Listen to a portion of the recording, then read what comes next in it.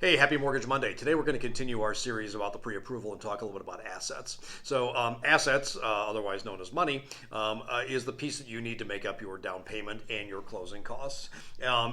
These funds can come from a whole variety of different places. The obvious things like your checking and savings account of money you've saved up.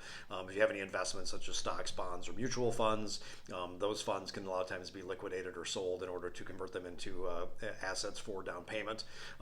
Beyond that, things like your individual retirement account or your 401k may have withdrawal functions available without penalty for a first-time buyer, or potential for a 401k loan out of your retirement accounts.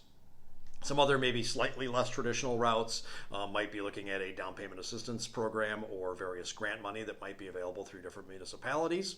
A fan favorite for a lot of people is, the generous relative who might be able to or willing to gift you some money to help with down payment.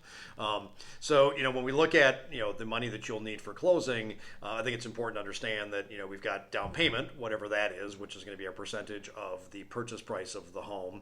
And those can range anywhere from potentially 3% down and going up. You're also going to have closing costs. You'll have items called prepaids and reserves, and we did a Mortgage Monday about escrow accounts and reserves a few weeks back. You can look for that talks about those. And then we're also going to do things like property tax prorations, and all of those things start to add up, right? Down payment, closing costs, prepaids and reserves, and tax prorations will bottom out to a total cash that you need to close on your mortgage.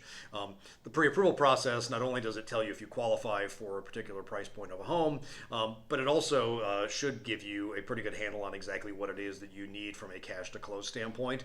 And if we don't have that at this point in time, part of that process we'll be talking through how we're going to get those funds available in time for you to purchase a home. If you have any questions about assets or how they relate to the pre-approval process, feel free to give me a shout.